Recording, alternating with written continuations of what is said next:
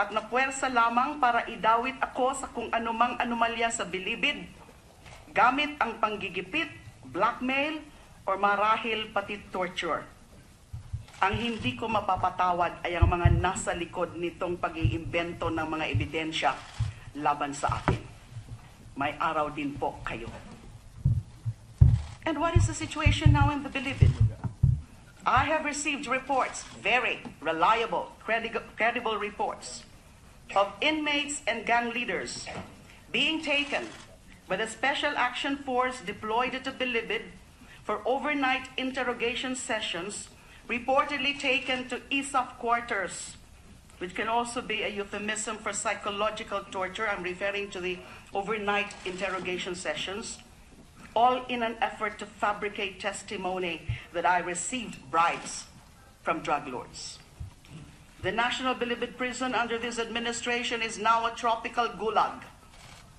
Prisoners are being selected and isolated just to be intimidated into implicating me and to fit the president's narrative that I am a drug lord coddler, aside from being the most evil woman in the planet.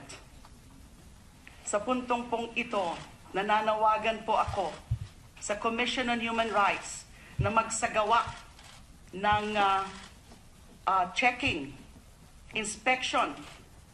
I-check nyo po ito, i-confirm nyo po ang tunay na nangyayari dyan sa National Bilibid Prison. Nananawagan din po ako sa Senado. I'll be filing the appropriate appropriate resolution na imbestigahan din po ang mga pangyayari na yan sa loob ng National Bilibid Prison. Pero ano naman po talaga ang ginawa ko? Wala naman po talaga akong ginawa kung hindi gawin ang trabaho ko. Kahit ang Pangulo, minsan na niyang sinambit na kahit siya ang nasa kalagayan ko, ganoon din ang gagawin niya dahil ginagawa ko lang ang trabaho ko. Mr. President, I'm not the problem. I'm not the one giving a bad image to this country before the international media, contrary to the accusation and belief of Senator Cayetano. The problem of this country and this administration is the extrajudicial killing of more than 3,000 of our countrymen in the past 3 months, or more than 1,000 per month. Sinabayan pa ito ng bunganga ng ating Pangulo na walang patumangging magmura ng mga opisyal ng UN at ng mundo katulad ng Santo Papa, ni Pangulong Obama at ni Secretary General Ban Ki-moon, sa kabila ng pagnanais lang nila na kausapin siya sa kanilang mga agam-agam tungkol sa polisiyang gyera sa droga ng Pangulo. And may I add, the President has already proven that he is more than capable of single-handedly giving a bad image of this country to the whole world in the short span of 3 months in office. He does not need any help from anybody on that aspect, least of all from me. Kaya wag po ninyong baligtarin ang mundo na ako ang nagbibigay ng masamang imahe sa Pilipinas dahil hindi ako ang nagmura kay Obama at kay Ban Ki-moon. Minsan ay tanggalin naman ninyo ang mga tapaloda ng kabayo sa inyong mga mata at medyo punahin naman ninyo kahit konti ang walang kontrol na bunganga ng inyong Pangulong pinagtatanggol. Senator Cayetano. Mr. President, ito pong mga patayan na ito ang nagbibigay ng masamang imahe sa Pilipinas ngayon. Ganoon na ba tayo kakitid mag-isip para maniwala na hindi papansinin ng mundo o ng international media ang nangyayari sa ating bansa kung wala ang isang Laila de Lima? Ang pagpatay ng mahigit 30 katao araw-araw ay pagpatay pa rin sa mata ng mundo. Nandyan man si Laila de Lima o wala. Sa tingin ba ni Senator Cayetano na sa kanyang tagumpay na matanggal sa akin ang Committee on Justice ay gaganda na at timano ang imahe ng Pilipinas sa mundo? Maaari hindi naman bawal na managinip si Senator Cayetano. Hindi po ako ang pumapatay sa mga kababayan natin para maibalita sa international media. Hindi po ako ang nagra-riding in tandem at tumitira sa mga maralitang drug suspects. Hanggang ngayon po ay nandyan pa rin ang mga salarin na umiikot sa kadiliman ng gabi para itumba ang mga pinagbibintangan ng mga kriminal.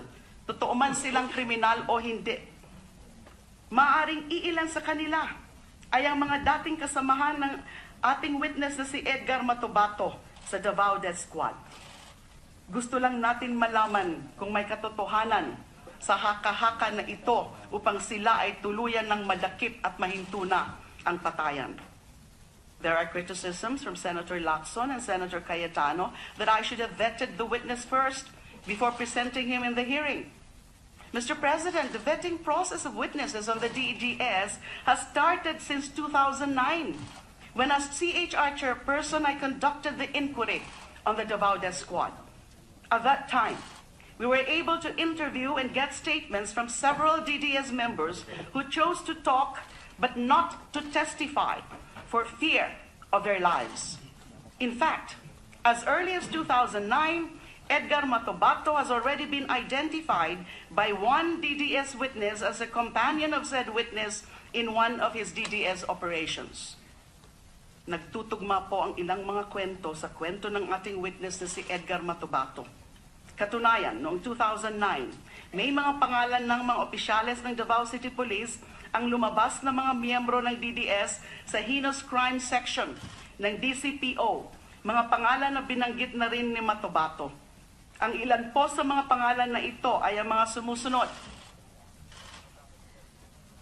SPO4 Arthur Las Cañas, Police Chief Inspector JCJ Francia, Police Chief Inspector Fulgencio Pavo, Police Chief Inspector Ronald Lau, SPO3 Jim Tan, SPO4 Sanson Sonny Benaventura, SPO1 Reynante Medina, SPO1 Bienvenido Furog, SPO1 Vivencio June Humawan, SPO2 Enrique June de los Reyes Ayaw, SPO3 June Laresma, SPO2 Rizalino Bobong Aquino, SPO3 Donito Pogi Ubales, SPO1 June Bisnar, SPO1 Gaston Aquino, Police Senior Superintendent Isidero Dick Floribel o Florobel, hindi masyadong sigurado po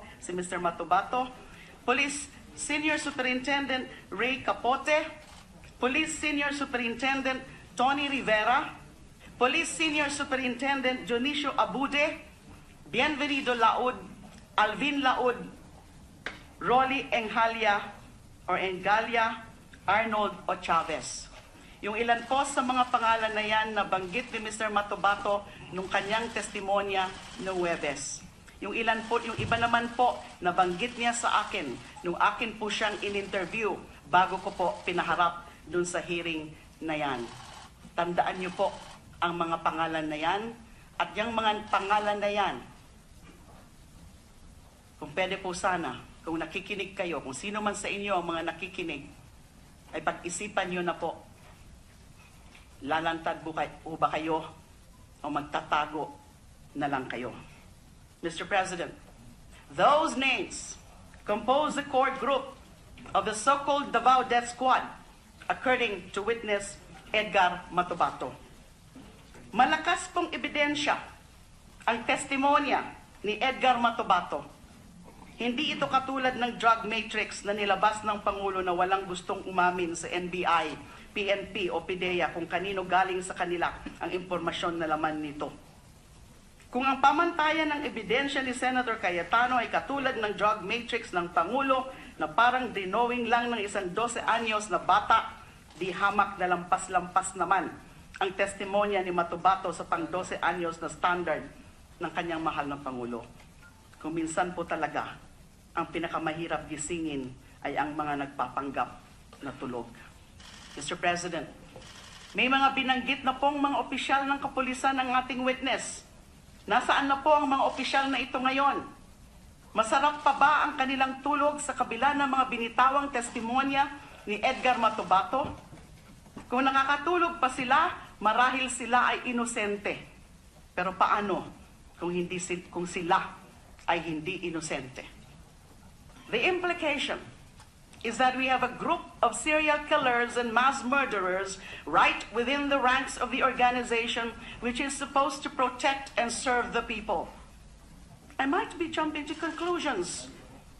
But what if it is true, as claimed by Mr. Matobato? Was the action of the Senate yesterday, stripping me of my committee chairmanship, going to help to uncover the truth? Or was it part of the plan to hide the truth?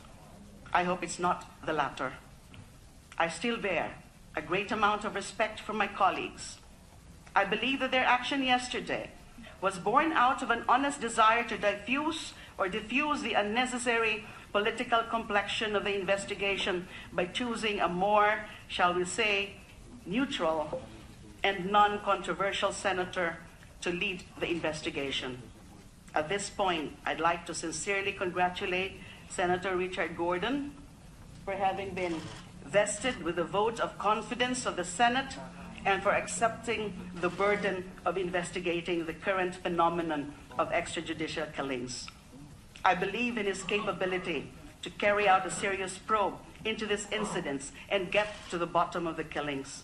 I watched his career as a senator several terms, and I am convinced that he possesses the integrity and the courage not to be cowed by the executive and act as a mere lackey of Malacanang.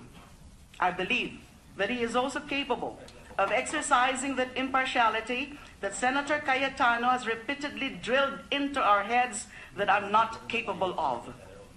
I believe that Senator Gordon bears more fortitude and strength than I did to be able to call out and censure any colleague who transgresses the boundaries of unparliamentary speech when he accuses Liberal Party senators of conspiring to overthrow the president without presenting a single piece of evidence, while accusing me of having prejudged the EJK investigation on the basis of an eyewitness account coming from a man who claims to have been an original member of the so-called Davao Death Squad until he was betrayed and framed up by his own comrades for a crime he did not commit. Excuse me, Mr. President.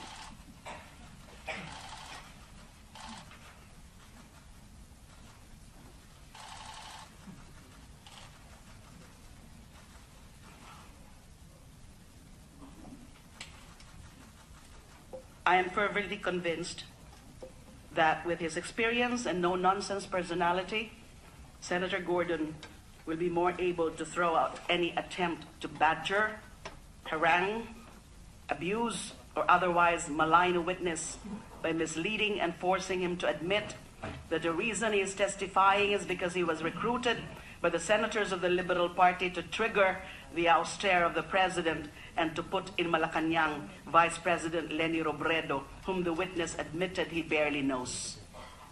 This is the kind of pretentious and hypocrite objectivity coming from Senator Cayetano that Senator Gordon will be facing. I wish you good luck, sir. I can tell you it was not a pleasant experience for me. Not at all. You can have the Justice Committee as well as the offensive and unparliamentary antics of Senator Cayetano. Package deal po yan. On the other hand, you will still have me as a member of the Justice Committee. I promise to behave and not give you a hard time. A Senator Cayetano is enough. I will not bother you with another obnoxious personality in your hearings in the Justice Committee. May nakausap po akong taxi driver noong isang araw. Ang sabi niya ay parang magulo na naman sa bansa natin, katulad ng pagkagulo ng bansa sa ilalim ng ilang mga nakaraang administrasyon. Patayan dito, bombahan doon, mga bangkay na naglipana sa daan, mga barilan ng mga riding in tandem, mga abuso ng mga kapulisan sa mga pag-raid at pagtukhang sa mga urban poor areas, etc., etc. Sa totoo lang po, wala akong nakausap na taxi driver. Ginaya ko lang po ang estilo ng pagkwento ni Senator Cayetano para patunayan niya na ang Pilipinas ay kasing safe na ng bansang Singapore. Sa totoo lang po, medyo nabilaukan ako sa sinabi na yon ni Senator Cayetano kahit nandoon na ako sa katahimikan ng aking opisina kahapon. Kasing tahimik at kasing ligtas na raw tayo katulad ng Singapore. Hindi pa po ako nakapunta sa Singapore, Pero kung kasing tahimik ng Singapore ang Pilipinas, kailangan din bang may bumubulagta na mahigit 30 tao kada araw sa Singapore para sila ay maging ligtas? Kailan din ba nilang magtokhang para malipo lang mga mapanganig ng mga pusher at addict at malinis ang mga komunidad ng masasamang elemento? Kailangan ba nilang padanakin ang dugo sa kanilang mga kalsada upang mapanatag ang mga tao na may ginagawa ang gobyerno para mapuksa ang kriminalidad? Kailangan din bang may mamatay na 4 o 5 taong gulang na Singaporean sa kamay ng mga vigilante dahil ang lolo o tatay nila ay mga markadong pusher o addict? O ibang pamamaraan ba ang ginawa ng Singapore para mapanalig ang tao sa respeto, sa kaayusan at sa paghahari ng batas? Ang pamamaraan ng patayan para magkaroon ng katahimikan ay magdudulot lang ng katahimikan ng sementeryo. Papunta na po tayo doon dahil unti-unti nang pinupuno ng administrasyong ito ang ating mga sementeryo sa kanilang pagkibit balikat kung hindi man tahasang pag-engganyo sa isang marahas na landas tungo sa pagpuksa ng literal sa mga kriminal. The point is, Senator Cayetano wants to impress upon us the Singapore-like safety of our communities in the middle of all these killings with anecdotes. His proof that we are safe consists of anecdotal taxi driver stories. In the meantime, his president has just declared a state of national emergency due to the existence of lawless violence. For the first time since the eve of the declaration of martial law, 44 years ago to the day today, the country has not come close to such an admission by the state that it is incapable of enforcing order in society, that the president has to resort to his extraordinary commander-in-chief powers under the Constitution in order to maintain public safety, peace, and order. So are we in a state of safety, as claimed by Senator Cayetano, or are we in a state of lawlessness, as declared by the President? Safe lawlessness or lawless safety? Ang tawag po doon sa salitang Ingles ay oxymoron with emphasis on moron. Senator Cayetano's anecdotes will not pass any known academic standard to prove his proposed thesis that our countrymen feel safe. I, for one, do not feel safe.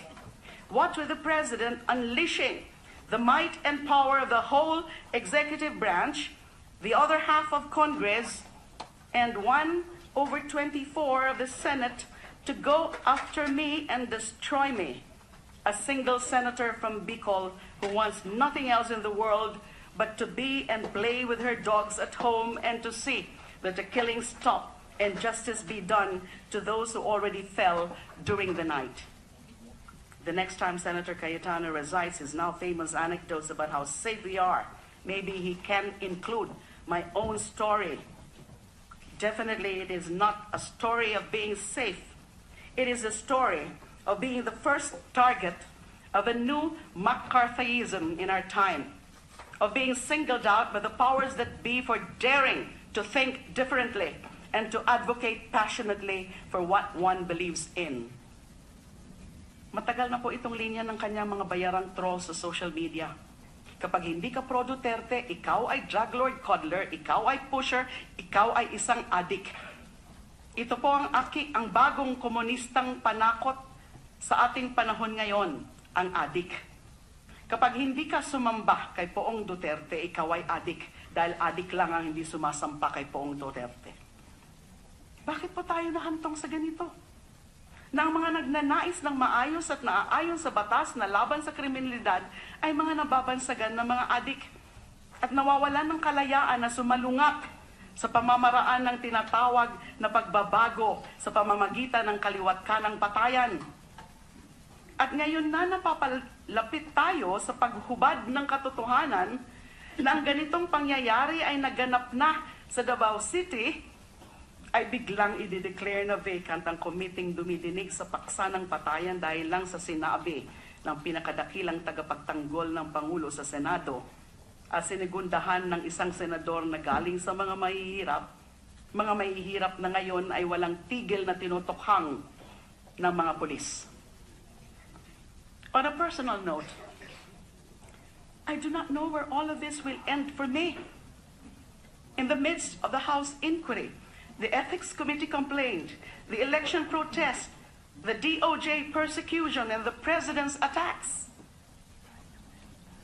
Honestly, this is all the fault of President Gloria Macapagal-Arroyo when she appointed me as chair of the Commission on Human Rights, where I learned the value of human life and human dignity regardless of one's station in life.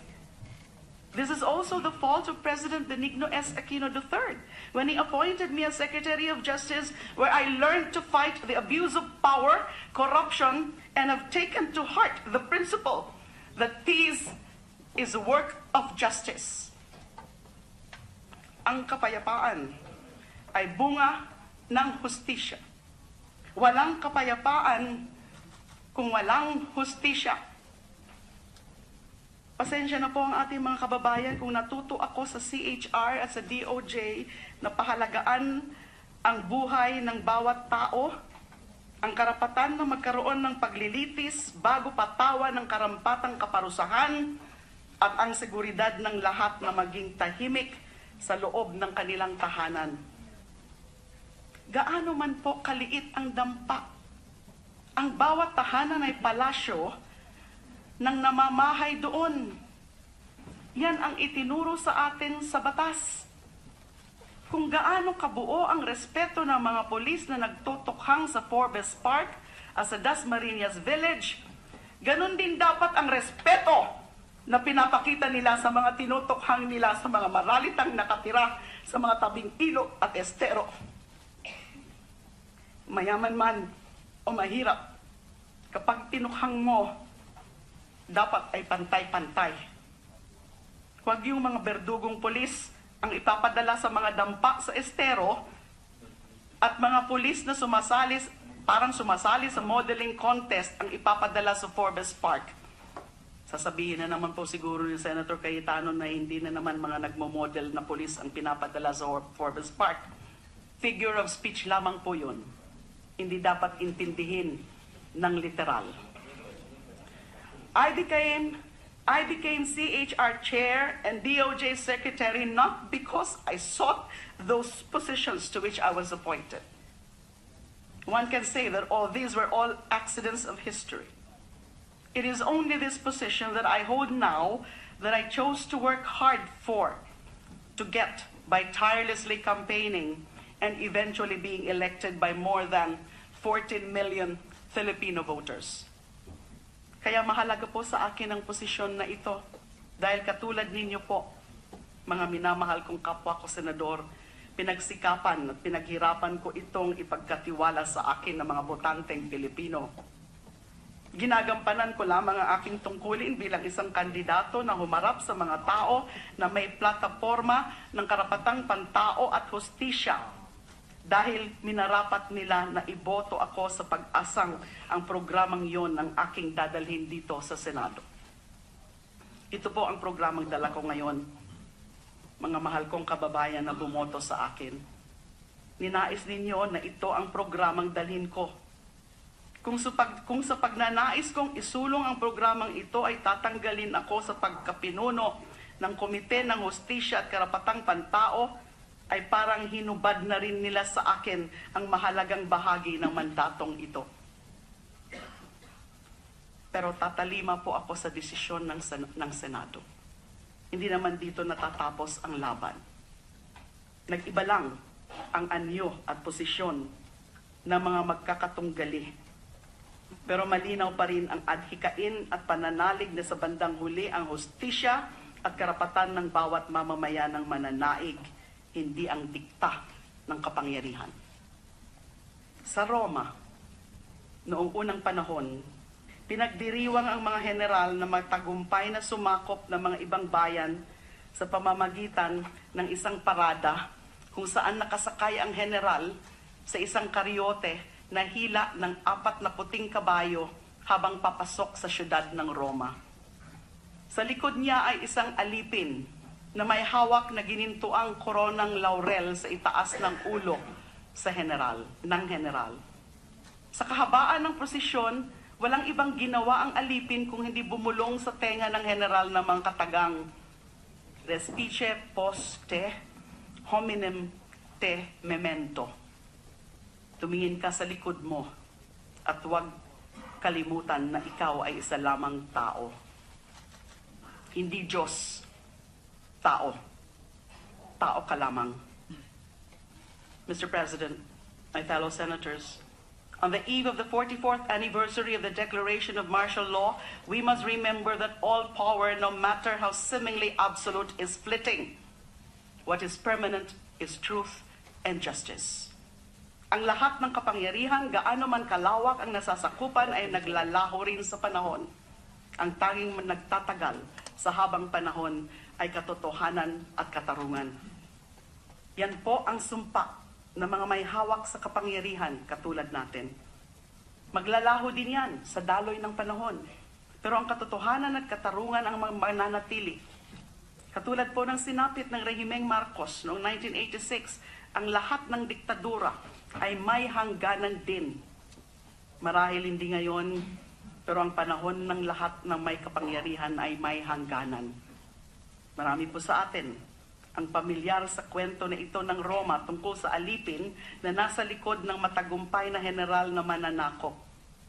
Ang hindi pa alam ng marami na ang kinakatakutan ng general ay si Fortuna, na kung tawagin ay ang berdugo ng lasing ng tagumpay, the butcher of glory.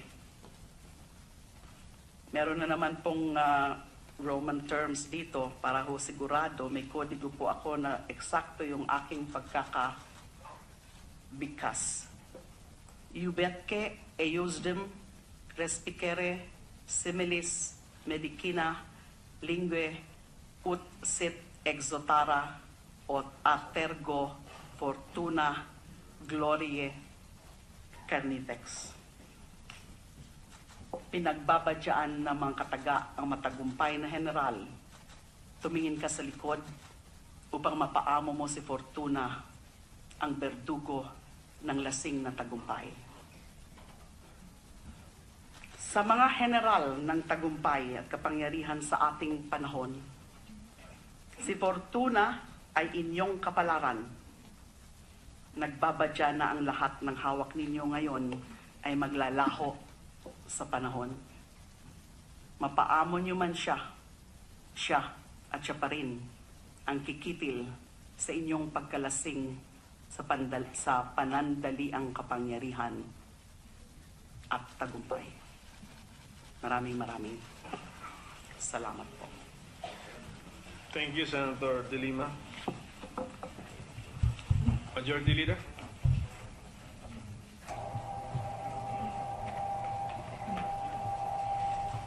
Mr. President, if there are no senators who wish to take the floor, I move that we refer the speech of Senator De Lima to the Committee on Rules. There is a motion to refer the privileged speech just delivered by Senator De Lima to the Committee on Rules. Any objection? There being none, the motion is approved. Thank you, Mr. President. We'd like to acknowledge the guests of Senator Manny Pacquiao, Mayor Carlo Jose Martinez and company from the city of Bogo, province of Cebu, Mr. President. Welcome to our guests.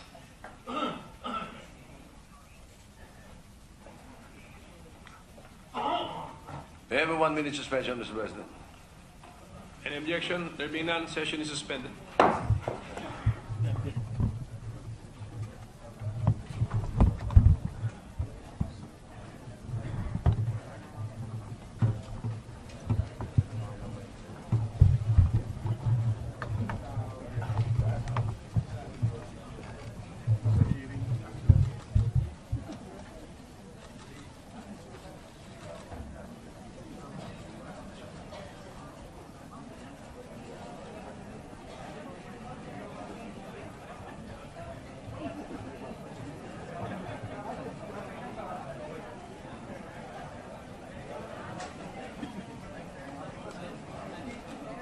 Interrogation sessions reportedly taken to ESOP quarters, which can also be a euphemism for psychological torture. I'm referring to the overnight interrogation sessions, all in an effort to fabricate testimony that I received bribes from drug lords. The National Bilibid Prison under this administration is now a tropical gulag. Prisoners are being selected and isolated just to be intimidated into implicating me and to fit the president's narrative that I am a drug lord cuddler, aside from being the most evil woman in the planet. At napuwersa lamang para idawit ako sa kung anumang anomalya sa bilibid, gamit ang panggigipit, blackmail, or marahil pati torture. Ang hindi ko mapapatawad ay ang mga nasa likod nitong pag-iimbento ng mga ebidensya laban sa akin. May araw din po kayo. And what is the situation now in the bilibid? I have received reports, very reliable, credible reports, of inmates and gang leaders being taken by the Special Action Force deployed at the bilibid for overnight or more than 1,000 per month. Sinabayan pa ito ng bunganga ng ating Pangulo na walang patumangging magmura ng mga opisyal ng UN at ng mundo katulad ng Santo Papa, ni Pangulong Obama at ni Secretary General Ban Ki-moon, sa kabila ng pagnanais lang nila na kausapin siya sa kanilang mga agam-agam tungkol sa polisiyang gyera sa droga ng Pangulo.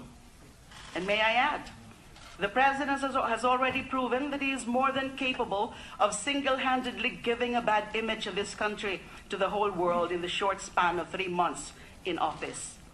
He does not need ginawa ko. Wala naman po talaga akong ginawa kung hindi gawin ang trabaho ko. Kahit ang Pangulo, minsan na niyang sinambit na kahit siya ang nasa kalagayan ko, ganoon din ang gagawin niya dahil ginagawa ko lang ang trabaho ko. Mr. President, I'm not the problem. I'm not the one giving a bad image to this country before the international media, contrary to the accusation and belief of Senator Cayetano. The problem of this country and this administration is the extrajudicial killing of more than 3,000 of our countrymen in the past 3 months. Sa puntong pong ito, nananawagan po ako sa Commission on Human Rights na magsagawa ng checking, inspection. I-check nyo po ito, i-confirm nyo po ang tunay na nangyayari dyan sa National Bilibid Prison. Nananawagan din po ako sa Senado. I'll be filing the appropriate resolution na imbestigahan din po ang mga pangyayari na yan sa loob ng National Bilibid Prison. Pero ano naman po talaga ang